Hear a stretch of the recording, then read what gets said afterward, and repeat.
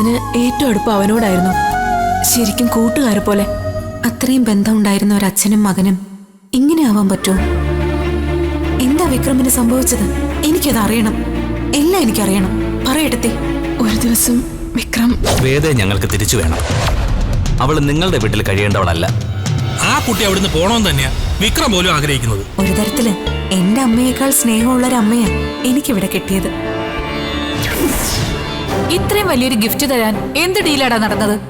അതൊക്കെ ഉണ്ടമ്മേ. ഞാൻ സത്യമായിട്ടാ പറഞ്ഞത്. ഇത്രയും കാലം ഞാൻ ക്ഷമിച്ചു. ഇനിയിപ്പോ കുറ്റിയും പറിച്ചു വന്ന അവളുടെ പേരില് എന്നെ ഒഴിവാക്കാനാണ് പരിപാടിയെങ്കിൽ ചോവണേന് മുന്നേ ചിലപ്പോ ഞാൻ ഇയാളെയും കൊല്ലും. ഉറപ്പാ. കൊല്ലടി. അയ്യോ കൊല്ലണം.